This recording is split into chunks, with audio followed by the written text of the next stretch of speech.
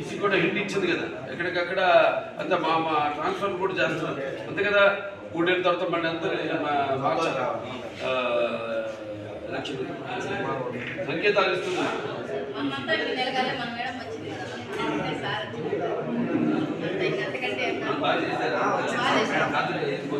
చాలా బాగుంది sir. MPP పైన దాడి చేసి మా తమ్ముడే సార్, మా తమ్ముడు కూడా బెంగళూరులో ఆ విషయంలో వాళ్ళ భార్య వీళ్ళు నా తమ్ముడు స్టేషన్ దగ్గర పోయింటే వాడిని ఇది చేసింటే వాడు డైరెక్ట్ కొట్టినాడు సార్, ఎంపీపీనే కొట్టినాడు.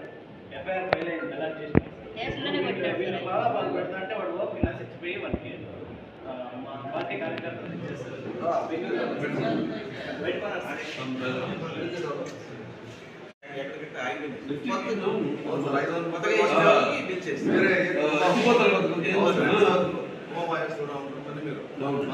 కూర్చోబెట్టుకొని దాన్ని శాంక్షన్ చేయించుకుంటే అది వాళ్ళకి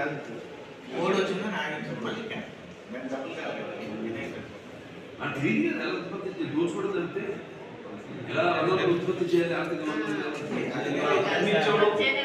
అన్ని పండుగలకి అన్ని ప్రభుత్వాల వాళ్ళకి అన్ని మతాల వాళ్ళకి మనం పోవాలని అన్న క్యాంటీన్ అంతకంటే దారుణం మామూలు చేసుకుంటున్నాము. వస్తలేగా మన అంబులెన్స్ వస్తుందిగా, వైద్య